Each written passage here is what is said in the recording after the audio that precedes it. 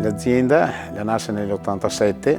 Abbiamo cominciato da ragazzini a fare i lavori di muratura. Eravamo due soci. Abbiamo avuto la fortuna che un architetto credeva in noi altri per il discorso del restauro. Ne ha affidato un lavoro e abbiamo ottenuto ottimi risultati. Nel frattempo si era fatto male il mio socio e poi ci ha paimato tutta quanta l'azienda. Ci abbiamo affidato alla Confartigianato che era dare l'opportunità di fare un corso di restauro che durava 3 anni. Ho ottenuto delle ottime nozioni che mi hanno portato a risolvere quei piccoli problemi che mi avevo nei confronti della sovrintendenza. La scelta di diventare maestro artigiano per insegnare ai giovani le tecnologie che noi altri abbiamo imparato, per portare avanti una cosa, diciamo, che in questo momento mi sembra che sta andando un po' a deriva.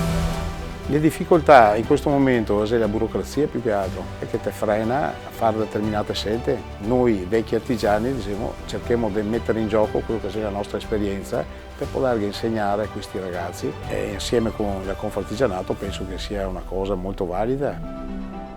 Volevo fare un ringraziamento speciale alla mia famiglia, soprattutto a mia moglie che mi ha seguito dall'inizio e ai miei figli che ci hanno creduto e stanno continuando quello che ho insegnato. Artigiani sempre sul pezzo.